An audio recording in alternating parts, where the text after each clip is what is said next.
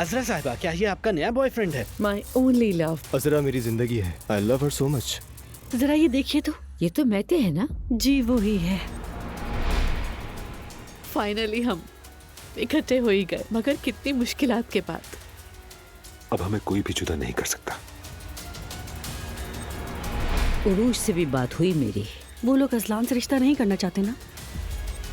मेरा बच्चे के बारे में फैसला अब भी वही है। एलिफ, तुम्हारा आखिरी फैसला है? हाँ। अब मजीद ये बकवास बर्दाश्त नहीं हो सकती। तुरुल साहब, आपके आने का बहुत शुक्रिया। तुमने मेहर और मैते को नजरें मिलाते हुए देखा, वो एक दूसरे से मोहब्बत करते हैं।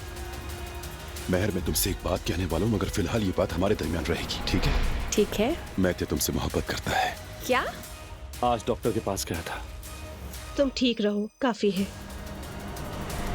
वहीं बैठी रहो, खुद को जहमत मत दो, क्योंकि माँ बनने वाली हो, कोई तकलीफ ना पहुँचे।